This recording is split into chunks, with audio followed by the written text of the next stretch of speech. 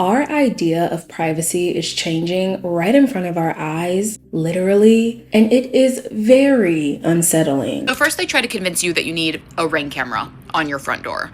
Then they try to convince you that you need to surveil your neighbors in apps like Citizen. Now we've turned to surveillance fashion. Kylie Jenner has been spotted wearing Meta glasses, and it sparked one of the most unsettling conversations I've seen in a while. Who would have thought what looks like a simple pair of glasses could make so many people feel so uncomfortable? Meta glasses are so scary that now I don't trust people with big glasses. It's so crazy that now glasses are making me paranoid. I think it is so strange and dystopian to walk into a place with the Meta glasses, record people, don't tell people that you recorded them, and then post it online. First and foremost, we're not equipped to handle this. Like, we don't need, it's the last thing we need. These wearable cameras have created quite a stir on social media, and for many well-deserved reasons. Maybe it's the unsettling realization that the person looking at you could also be recording you without you ever knowing. If you've got Meta glasses and you don't want people knowing you're recording with this little light right here, I'm about to show you the solution.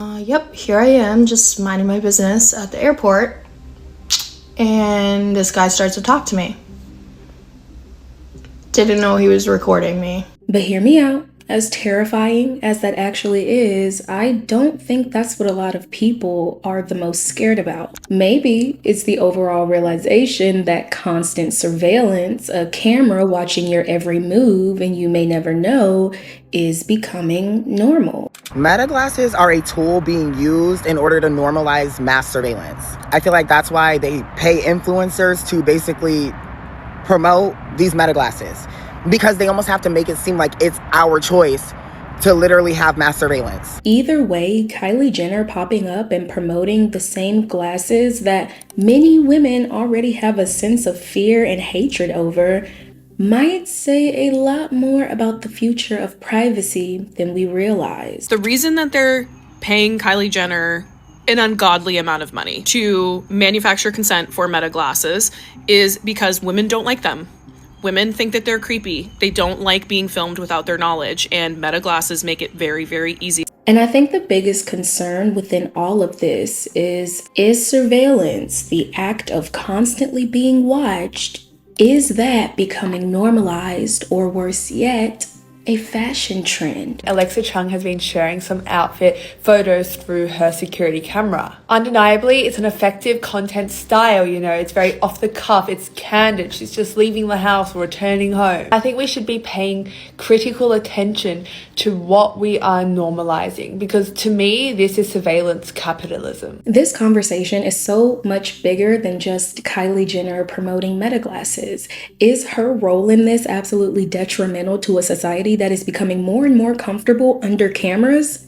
Well, yes, but the truth is, the camera isn't actually where this story begins. In fact, it all goes all the way back to something humans have valued for centuries: the fundamental truth of privacy. In fact, I sometimes like to think of privacy as a fundamental human truth.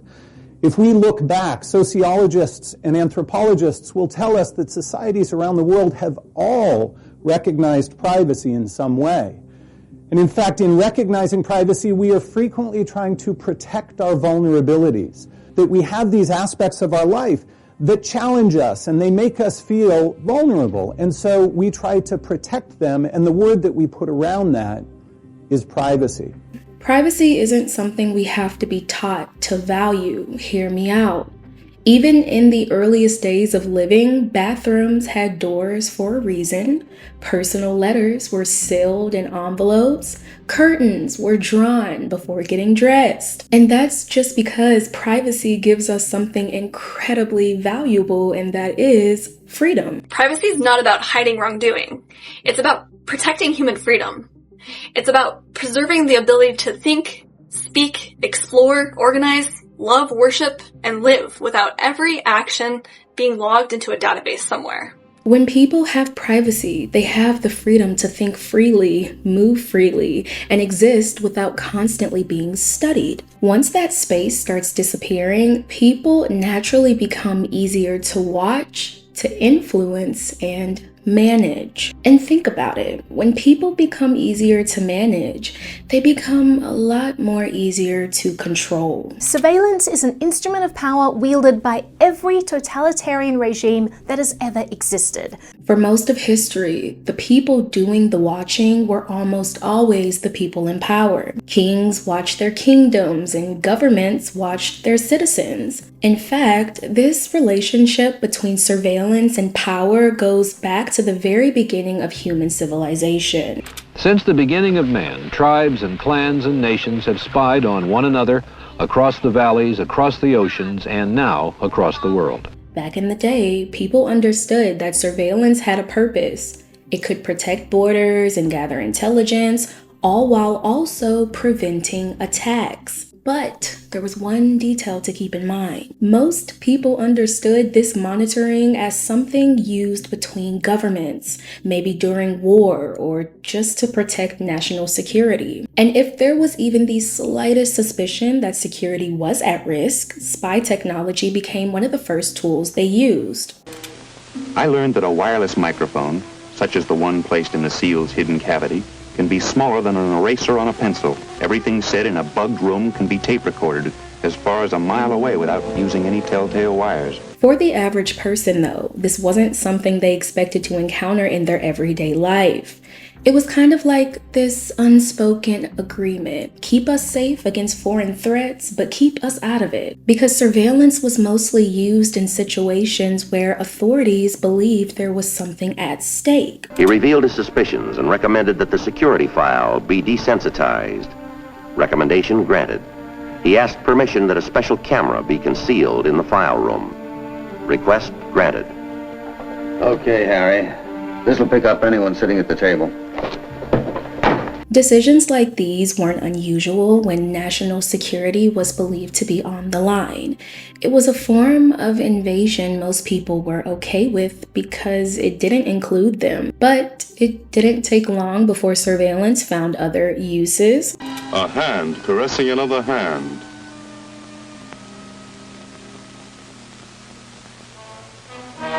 The focus of a hidden camera, and later on the subject of the picture may be the target of blackmail attempts on behalf of Soviet interests. Now we're seeing people who aren't enemy agents being watched, maybe blackmailed, recorded without their consent, but it didn't get to that extreme overnight. It turns out governments weren't the only ones who realized how valuable private information could be. Unfortunately, many customers take this serve yourself too literally. And about 1 of every 60 customers entering your store will want it so badly, they will attempt to steal it. Convex mirrors, peepholes, and observation points also eliminate the shoplifter's sense of privacy. This was one of the first times surveillance was being openly introduced as a solution to an everyday problem. And during the 1960s, something called closed-circuit television, better known as CCTV, started making its way into public spaces. And instead of being sold as constant monitoring, it was being sold as security. A New York bank installs remote control movie cameras to make things harder for any would-be raiders. And one day someone presses a button and catches this. Look to the left of the second pillar. A raider grabs $1,000 and takes off, dropping half of it on the way. But the FBI will know what he looks like because cashier Miss Kilkenny has pressed the button. Also, by the way, the boss will know who did something about it. So now they weren't just surveilling foreign nations, now they could watch people within their own walls. And places where money had to be moved back and forth, it became a vulnerable place to protect nonetheless. Places like grocery stores and clothing stores were the perfect place to now be watched like a hawk. Many shopping centers are using TV cameras that can be aimed in any direction and zoomed in for close-up views of faces and license plates. All the cameras are controlled and monitored in the security office. Unit 14 and all units in the vicinity. I have a report of 2 shoplifters. And it was almost like there was nothing society could do about it because some people just simply didn't follow the law. And society as a whole was all grouped to be potential criminals. But once surveillance started showing up in everyday life, people had to ask where the line was being drawn. Because if stores could watch you shop, what stopped someone from listening in on your own private conversation? For a mere £17, you can listen in on your neighbours in the next flat. Or for £6, you can listen in on their phone calls with a simple monitoring device. What about the bug you can clip into a telephone and listen to a conversation in anybody's room, anywhere in America if they're on a dialing system? Surely this is intrusion into privacy. Yes, you're quite right. This is an intrusion, and a very effective one. But Mr. Jamil has found another market born out of the bugging devices he sells, the anti-bugging bug, which can tell you whether anyone is listening in to you.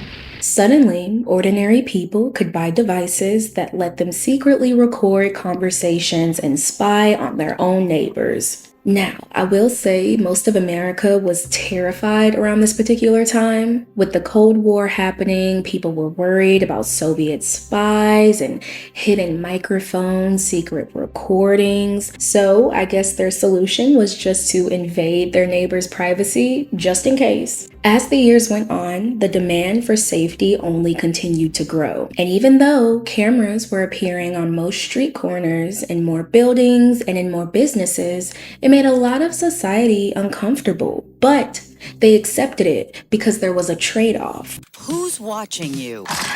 Fans attending the Super Bowl had no idea they were in a lineup of sorts, under surveillance, tracked by electronic eyes in search of criminal faces. There is no expectation of privacy in a crowd of 100,000 people. It's not the only place Big Brother keeps his eye on you. Don't forget to smile the next time you drive through an intersection, walk down the street, through a bank, a restaurant, or a casino. Your face could be captured and possibly stored, all legal and done in the name of public safety. It was all in the name of public safety, which, let's be honest, everyone wanted. Cities were growing and crime was on the rise, and people wanted more protection. A lot of people tolerated having their photo taken while walking down the street, or their license plate number ran on the road, as long as they could live in a somewhat peaceful world. And if the numbers backed up the argument, who are we to complain? Most law enforcement experts will tell you nothing is more effective than cops on the beat when it comes to fighting crime. But police officers can't be everywhere. And now, they don't have to be. While crime usually rises during a recession, the report card tells us this time it has not. Across the country, violent crimes are down 5.5%. Crimes like murder declined 7.2%, robbery 8.1%, motor vehicle theft 17.2%. The reason why, say law enforcement officials, is the increased use of high-tech tools to fight crime. The more surveillance seemed to work, the less people questioned seeing more of it. And that was the first major compromise society made towards surveillance. Cameras were accepted because they promised protection. Okay, we get that. But the next evolution of keeping tabs on people didn't require cameras anymore, because now our lives were moving over onto computers and our information was the thing that was being surveilled. With computers home to the data of billions of bank accounts, credit card accounts, and hundreds of millions of medical claims, mortgages, and retirement funds, there exists an enormous amount of available data on each of us. Users are greatly empowered by computer technology, yet they are also more vulnerable to surveillance and manipulation. That company owns not just the system, but they have the right to access all of that information. Now, the most personal part of our lives were becoming digital. The world was changing and people seen this as innovative. But the more our lives moved online, privacy started depending on technology a lot of people barely understood. And regarding this, I want to quickly throw in a conspiracy theory I've heard many times, which is that the government spends years testing new technology, so they already understand it. but we're oblivious to the tricks and the schemes that may be hiding underneath it. But anyways, before I go off the walls, we're focused on the 2000s now, when cell phones were still becoming part of everyday life. And one new feature was about to make them a lot more invasive, at least in the years to come. Now, the craze for sending text messages shows no sign of abating. In fact, last month, people in Britain sent over 1 billion of them. But now, a new generation of phones is about to hit the streets, and these handsets can send not only text, but take and send pictures as well. And just like that, the camera phone was introduced as the next big thing, and it wasn't framed as a privacy concern yet, just a fun new feature and a new way you could share the world around you. Because at the time, the phone industry was looking for something fresh, and cameras became the perfect selling point. But with mobile phone sales expected to prove disappointing this Christmas, the industry is desperate for a new gimmick. This could be it. Next year, phones with cameras built in will arrive in the shops. The idea is that wherever you are, at Buckingham Palace or on the bus home, you can send your friends or family a photo with a message attached. The camera phone made it easier to save special moments, but something else was correlating at the same time: the rise of the internet. People were searching and shopping and messaging, storing more of their lives online than ever before. And every click was creating a digital footprint. Most people never stopped to ask where all that information was going because convenience had become priority. This was another compromise society made for privacy, because imagine searching the most vulnerable question that you know the internet has the answer to, but you wouldn't dare tell your closest friend. But now it was leaving a digital trail that someone a lot more powerful now knew. People are treating Google like their most trusted friend. Should they be? Well, I think judgment matters. Eric Schmidt is Google's CEO. If you have something that you don't want anyone to know, maybe you shouldn't be doing it in the first place. But if you really need that kind of privacy, the reality is that search engines, including Google, do retain this information for some time. If you have something you don't want anyone to know, maybe you shouldn't be doing it in the first place. Are we now seeing that privacy, something we discussed earlier as a basic God-given right, basic freedom, is now being treated like something only guilty people need? Let that sink in. If privacy was only for people who were hiding something, then collecting private information seemed a little less invasive. And that mindset created the perfect excuse for mass data collection to spiral. Now the massive collection of data could begin.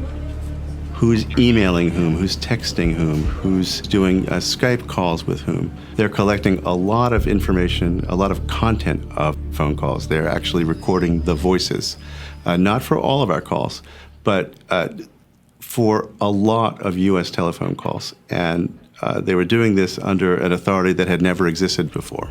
So now people are looking at the technology around them and realizing how invasive it really was.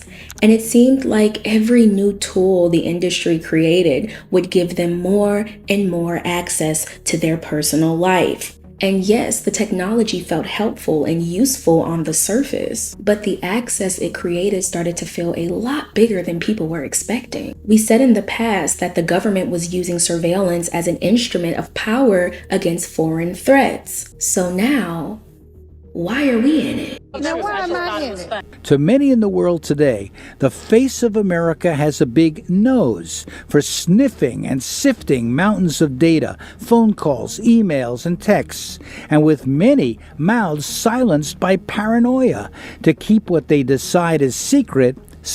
And looking around today, we can see why people felt like spying was no longer just reserved for spies. The same tools that made life easier also made people easier to follow. Phones are carrying our location, computers are holding our information, and cameras are filled in every public space. Being watched became a normal part of everyday life. Our data being collected online, our faces being recorded in public, and of course, the trade-off for protection was still there, but at what cost? Make no mistake, Big Brother is watching. According to safety.com, the average American is caught on camera 238 times each week. It feels a bit weird to think about that. Concerning at all?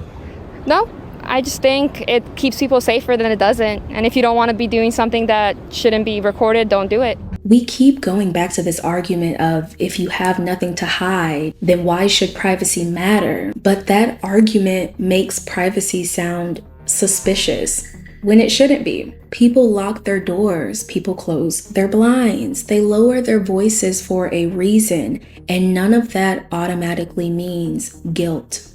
People who say they don't care about privacy because they've got nothing to hide haven't really thought too deeply about the issues, because what they're really saying is that I don't care about this right.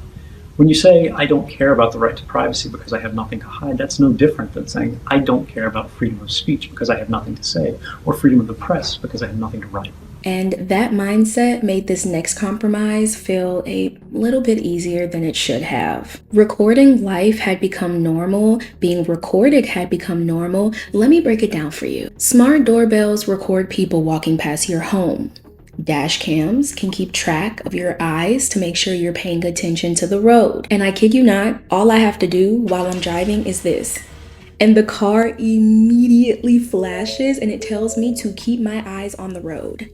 Real strict. I think some cars won't even let you drive if you don't look fit to drive, but I digress. Traffic cameras and toll cameras can catch your plate and send you a ticket in the mail. And then the cherry on top, live streamers have never-ending cameras where they record everyone that walks by and shoves cameras in their faces without consent. And after years of cameras being framed as safety, as convenience and innovation, the camera was about to evolve again. But this time, not from the walls, to our cell phones, to our cars, to our homes, to our front doors. No, on our face. This is Meta Ray-Ban display. I'll take some photos. You know what? Let's go ahead and take a video. Thank you. Say hi. You want to wave? All right, there you go. Pretty amazing new things. Introducing a new type of tech that's once again labeled as the next big thing. Just another fun new feature and another new way you can share the world around you. Except now, sharing the world around you can also mean recording the person right in front of you. And that is exactly why Meta glasses have a lot of people on edge. I'm recording you and you can't even tell. I really hate the idea of people wearing Meta glasses in public because there should be some indication that someone is recording you, whether that be like a voice that says you're being recorded or some sort of light, because now there is the possibility that you could be recorded without your consent. The camera has reached the one place that makes surveillance feel the most personal, and that is face-to-face eye contact. And the one thing that could make people slightly less uneasy is that there's supposed to be a signal that you're being recorded. Some kind of visible warning, something that lets people around you catch it before it's too late, because at the very least, people want a chance to notice or maybe move out the way. They want a chance to decide if they're even okay with being recorded. So of course, the moment people started finding ways around that, the whole thing got even creepier. How do I hide the light from the camera? If you have a pair of Meta glasses, you want to get rid of this indicator right here, I have the perfect solution for you. Old Meta light blocker? The capture LED is blocked. Unblock the front of the glasses to use the camera.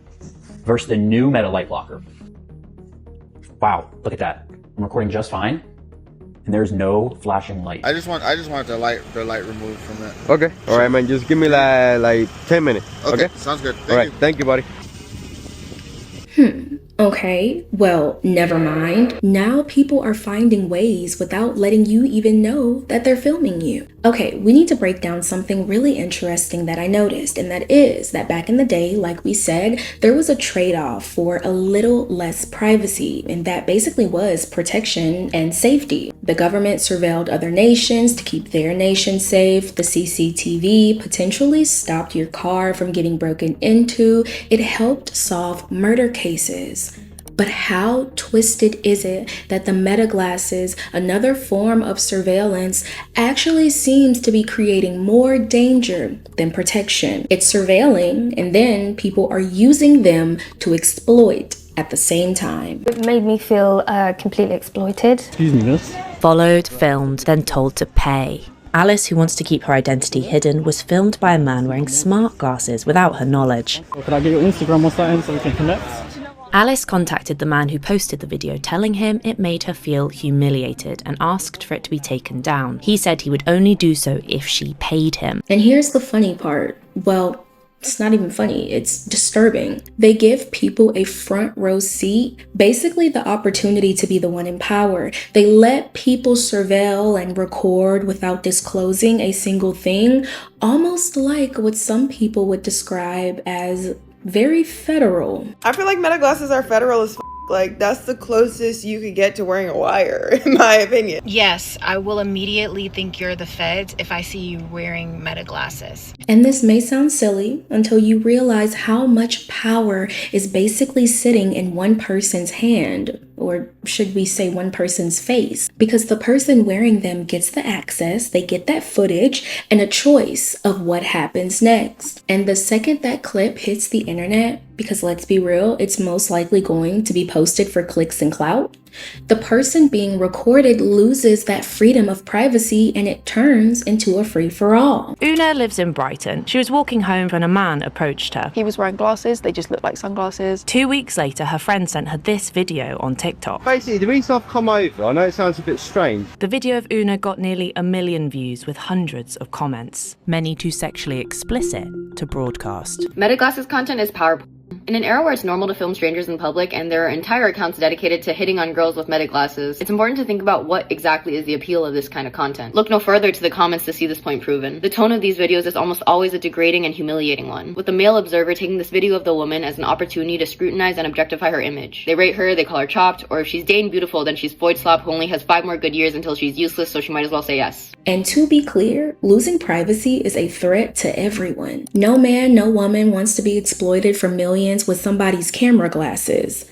But we're all noticing this pattern, right? There is a type of vulnerability that doesn't mean weakness, but certain groups of people have to move through the world with a lot more caution, that being women and children. Not to sound like a freaking grandma, but meta glasses are one of the most terrifying, most horrifying inventions in our recent modern history, especially to vulnerable communities, women and children. What about all the men covering their lights with stickers?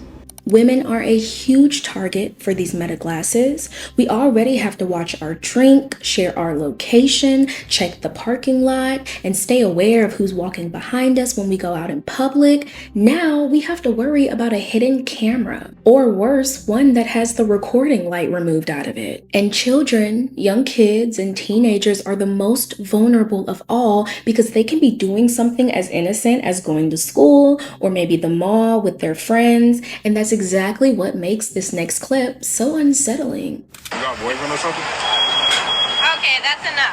No, that's enough. You need to leave with me. What do you mean? What are you doing? I'm just asking for a number. No, she's not giving it to you. If she's giving it to you. Was I talking to you? First off, if you're a pickup artist recording women, and in this case, what looks like little girls, you are a creep, a loser, and you should be embarrassed of yourself. Second, shout out to this queen for defending those girls because every woman knows that where he started this video was not where that conversation started. My editor blurred their faces, but those girls looked no younger than 15. Are we serious? And then on top of that, they looked so uncomfortable. I kid you not.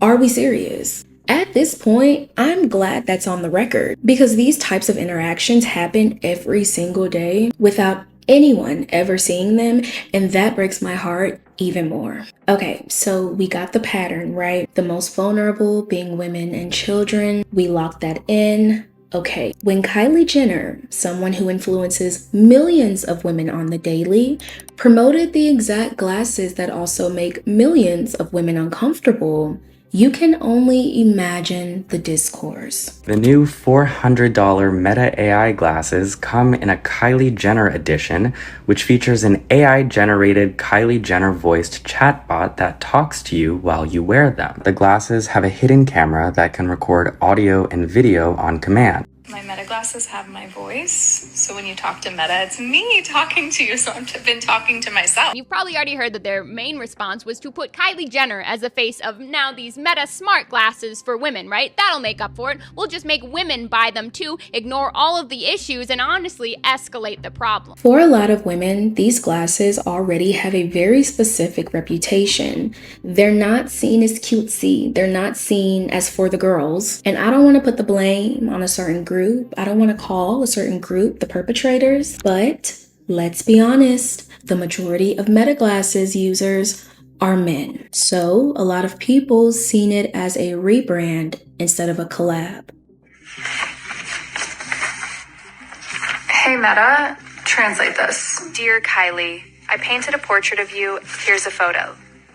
Aww, cute. Why are they trying to market this toward women?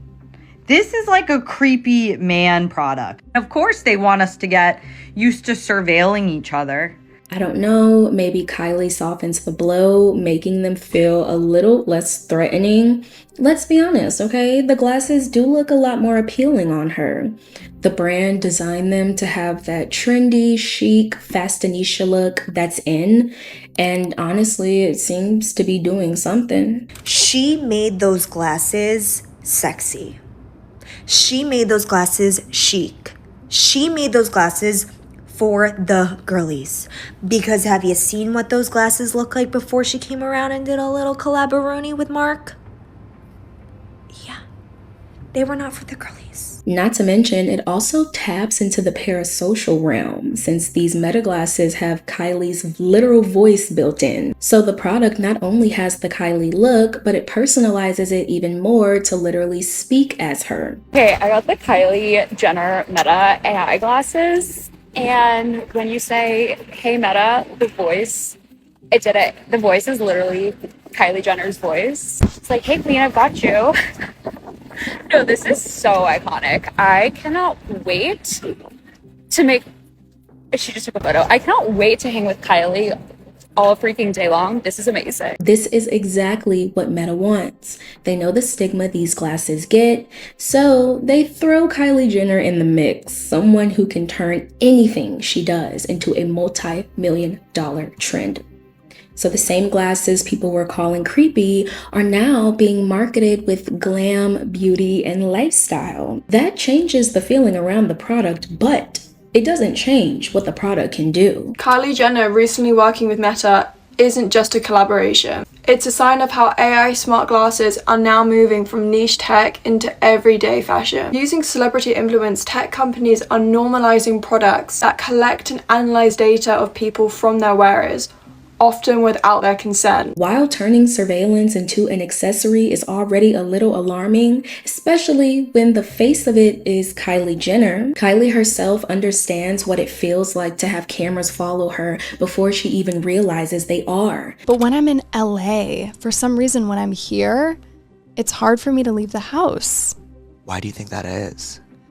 Paparazzi, or in LA, it's just easier to be spotted, I think. Do you remember the height of it? Like, did it used to be way worse? The things that they would say to me and how they would treat me as a child, and they would all stand out because I would just be like, you know, hiding, and they would just be like, ah, and pretend, like, you know, mock me. What? They wanted to just make more money off a scandalous photo. She grew up with millions of people watching, judging, and commenting on her every move. She grew up being followed around, recorded without her consent by paparazzi and fans.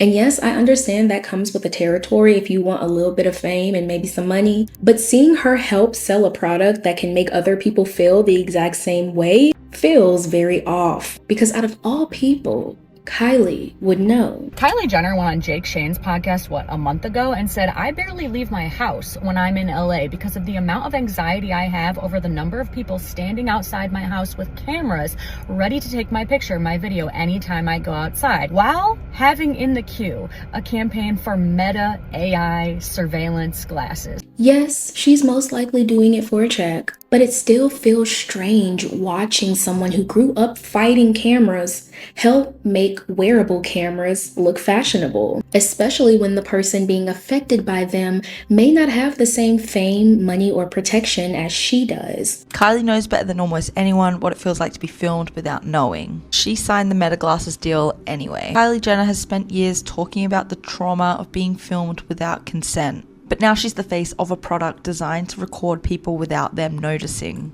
And it's not hypothetical. Meta Glasses have already been used to identify strangers' home addresses in real time using AI. The ACLU and 75 organizations signed an open letter calling Meta's facial recognition plans an unacceptable threat to public privacy. And Kylie has the kind of influence that can make people overlook that concern. So many people won't see the privacy concern or the normalization of surveillance because they just see the aesthetic. They just see what Kylie tells them is in. I've been watching all of these girls unbox their Kylie Meta glasses, saying how good it'll be for their content. One girl even saying she's going to bring them on her next girls' night.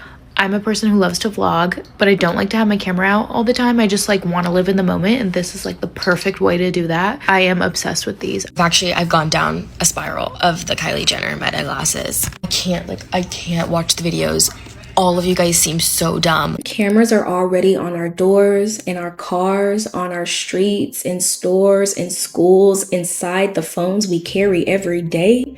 But as cameras keep evolving, they're becoming more invasive. And we as a society has no other option but to keep compromising. It's not like we have a choice, but we keep having to compromise to give up more of our privacy until what? It's all gone? We've been really desensitized to the concept of surveillance because when you walk around in public, there's cameras everywhere. When you're in a store, there's cameras everywhere. When you're at home, often people have surveillance cameras. When you're in your car, you have a dash camera. There's this idea somehow that having cameras on at all times, witnessing everything possible, recording everything possible will somehow make us safer, when actually it's the inverse. We are handing the state and these corporations every single second of our lives. And this huge amount of surveillance is, one, taking away the freedom of us just being able to move, talk, and act normally, and two, teaching people to behave like they're always being watched, even if they don't know they are. And that sounds like hell on earth. And while technology can be very useful, it can be even more harmful when we don't stop and wonder what we're losing in the process. So, how much more privacy are we willing to compromise for this next wave of surveillance? Thanks for tuning into the Girl Talk you didn't know you needed. If you enjoyed this video, don't forget to like, subscribe, comment, whatever classy people like you do before heading to the next video. If my voice sounds a little raspy, maybe like it's almost gone in this video, it was because I was in Vegas last weekend for the 4th of July and also to celebrate my husband's birthday, and we had a blast. I hope y'all enjoyed this video, and I will see y'all in the next one. Bye!